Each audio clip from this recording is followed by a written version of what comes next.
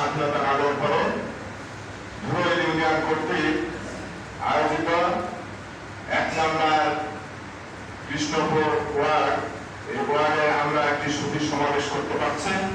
মহান রব্বুল আলামিন আমাদের সুধী সমাবেশ করার মতো এবং সেখানে উপস্থিত হওয়ার মতো বিজ্ঞান করলেন।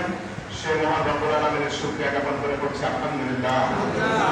এরপরে আমাদের প্রিয় নবী বিশ্বনবী হযরত মুহাম্মদ সাল্লাল্লাহু আলাইহি ওয়াসাল্লামের প্রতি বর্ষিত সালাম আমরা সকলে বলছি আল্লাহুম্মা সাল্লি আলাইহি। সম্মানিত উপস্থিতি, আজকে এই পঞ্চম সর্বশেষ, এর আগে আপনাদের সামনে মহামূল্যবান বক্তব্য রাখলেন আমাদের মোহনপুর উপজেলা সম্মানিত আমির, বিশিষ্ট ইসলামের চিন্তাবিদ মাওলানা জি